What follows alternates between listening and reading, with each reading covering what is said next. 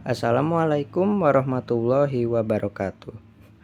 Perkenalkan, nama saya Mitska Hazimanaf Garnadi.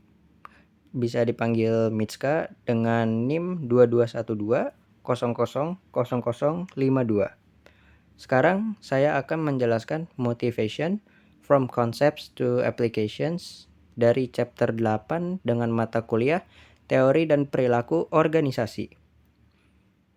Next ada penjelasannya.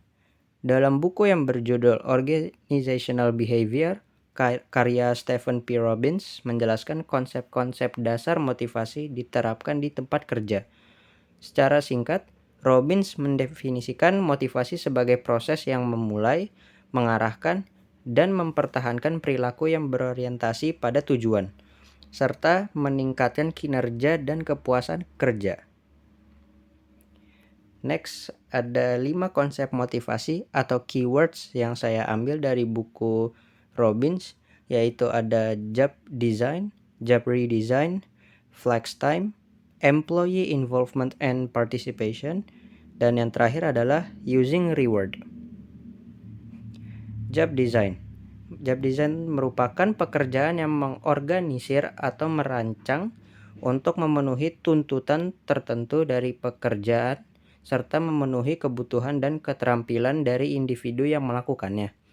Tujuan dari job design adalah untuk meningkatkan kepuasan kerja dan kinerja dengan mempertimbangkan aspek-aspek seperti tugas, tanggung jawab, dan struktur dari pekerjaan tersebut. Robbins menjelaskan berbagai pendekatan dalam job design, seperti job simplification, job rotation, job enlargement, dan yang terakhir adalah job enrichment. Dan ini adalah golden picture yang saya dapat. Dan kita bisa lanjut. Next adalah job redesign. Job redesign merupakan kebalikan dari job design, yaitu job redesign adalah mendesain ulang, dan ini adalah penjelasannya. Job redesign merujuk pada proses merevisi atau mengubah struktur dan elemen-elemen dari pekerjaan untuk meningkatkan kepuasan dan kinerja karyawan. Ini biasanya dilakukan ketika pekerjaan saat ini dianggap tidak efisien atau tidak memuaskan bagi karyawan. Job redesign dapat melibatkan berbagai pendekatan, seperti job simplification, job rotation, job enlargement, and job enrichment. Tujuan dari job redesign ini adalah untuk membuat karyawan pekerjaan lebih memuaskan, meningkatkan keterlibatan karyawan, dan akhirnya meningkatkan efisiensi dan produktivitas. Lalu ada flex time atau waktu kerja fleksibel, adalah pendekatan yang memungkinkan karyawan memilih jam masuk dan jam pulang kerja secara mereka bisa pilih sendiri dalam batas-batas tertentu dengan ditentukan oleh organisasi. Dengan kata lain, karyawan memiliki kebebasan untuk menentukan jam kerja mereka asalkan mereka memenuhi jumlah jam kerja yang telah ditentukan dalam periode tertentu. Tujuan dari flex time adalah untuk memberikan keseimbangan antara kehidupan kerja dan pribadi karyawan, meningkatkan kepuasan kerja, dan memenuhi kebutuhan individu serta organisasi. Next, ini adalah golden picture dari flex time. Bisa dilihat ada 4 contoh di sini. Ada seperti schedule pertama yang dimana ada seminggu itu ada total 40 jam, di schedule kedua juga sama 40 jam kerja, dan yang schedule ketiga 4 itu berbeda, di mana schedule ketiga 36 jam totalnya, schedule keempat 32 jam, dan dari setiap schedule ini jam kerja juga beda-beda, di mana schedule pertama kita bisa lihat Senin sampai Jumat kerjanya, kalau schedule kedua Senin sampai Kamis, kalau ketiga Senin sampai Kamis juga, dan yang terakhir schedule 4 Senin sampai Rabu doang. Dan jamnya pun juga berbeda, kayak schedule 1 jam 9 sampai jam 5 kerjanya, schedule jam 8 pagi sampai jam 6.30 sore. Dan yang ketiga, keempat pun juga sama berbeda, jam 8.30 hingga 5 sore, dan schedule keempat jam 8 pagi hingga jam 6 sore, atau bisa dibilang 6 malam. Seperti itu. Dan ini kita bisa pilih sendiri mau jam berapa aja, dan ini semua sudah ditentukan jam-jamnya oleh organisasi atau perusahaan. Tinggal sang karyawan yang memilih mau schedule yang mana, 1 sampai 4 ini. Itu bebas, seperti itu. Lalu ada employee involvement and participation. Employee involvement and participation merujuk pada berbagai program atau proses yang mengizinkan karyawan untuk berbagi dalam pengambilan keputusan dan meningkatkan keterlibatan mereka dalam aspek-aspek tertentu dari pekerjaan dan organisasi. Tujuan dari kedua pendekatan ini adalah untuk meningkatkan komitmen karyawan, kepuasan kerja, dan kinerja, serta memanfaatkan input karyawan untuk meningkatkan efisiensi dan inovasi dalam organisasi. Next, ada using rewards, di mana penggunaan reward atau pemberian penghargaan adalah salah satu cara utama untuk memotivasi karyawan. Robbins mengidentifikasikan bahwa rewards atau penghargaan dapat dibagi menjadi 2 kategori. Yang pertama adalah extrinsic rewards atau hadiah dari luar, di mana hadiah dari luar ini tuh bisa dibilang seperti, kalau mau ambil contoh, gaji atau promosi gitu. Dan ini saya bisa jelaskan dari penjelasan Robbins, di mana ini adalah penghargaan yang diberikan oleh seseorang lain kepada individu. Seperti tadi yang saya bilang, gaji, ada bonus, promosi, atau pengakuan.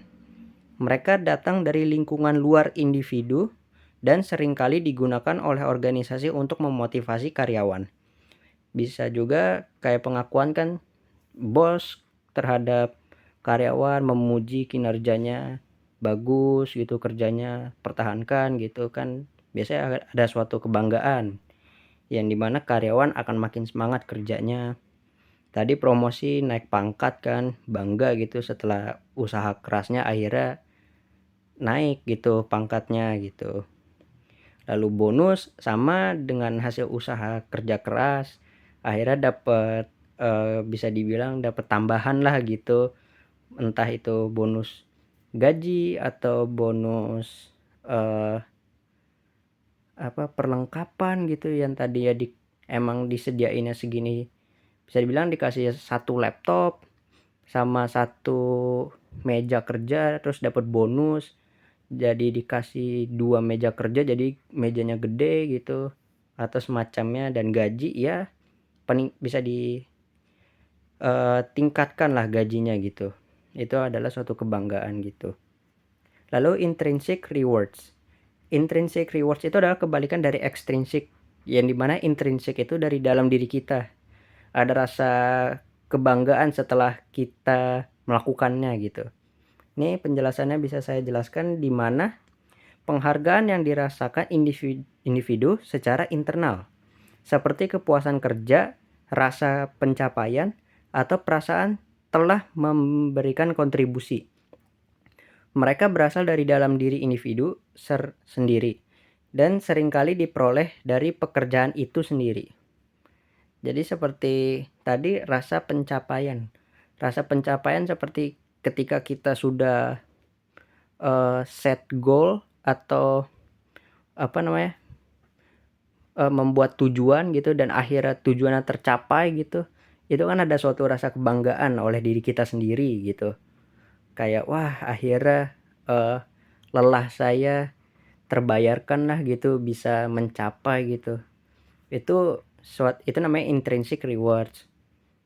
Kepuasan kerja juga ya tadi sama pencapaian sama saja, dan perasaan telah memberikan kontribusi. Iya, itu bisa menjadi kebanggaan, dimana kita nggak cuma leha-leha doang, duduk manis diem gitu, nggak ngapa-ngapain.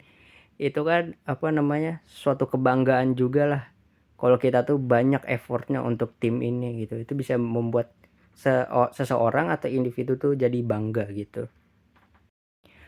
Lalu ada contoh kasus dari Gojek untuk materi ini, di mana dari hari ke hari Gojek sering menerima cerita dari para penggunanya tentang layanan yang sangat baik dari mitra driver Gojek dan betapa hal tersebut sangat diapresiasi oleh mereka. Maka dari itu, Gojek berinisiatif untuk memberikan penghargaan berupa gelar driver jempolan sebagai bentuk apresiasi kepada para mitra driver secara berkala. Semua mitra driver tentunya berkesempatan untuk menjadi driver jempolan dengan memenuhi syarat-syarat yang ditentukan, yaitu masih aktif sebagai driver Gojek, memiliki rating di atas rata-rata, dan memiliki track record yang bagus. Serta yang juga penting adalah driver memberikan pelayanan prima kepada customer atau memiliki kontribusi positif di masyarakat. Penghargaan ini diberikan setiap 3 bulan kepada 10 mitra driver di beberapa kota besar di Indonesia. Sejauh ini terdapat di kota Jakarta, Bandung, Surabaya, Medan, dan Makassar. Namun tidak menutup kemungkinan Gojek juga memberikan penghargaan driver jempolan ini di kota-kota lainnya. Sampai dengan saat ini, sudah lebih dari 80 driver jempolan yang tersebar di Indonesia. Gojek yakin masih banyak mitra driver yang layak diberikan gelar sebagai driver jempolan. Seperti itu. Ya, itu saja dari saya presentasi kali ini. Mohon maaf jika ada salah kata. Wassalamualaikum warahmatullahi wabarakatuh.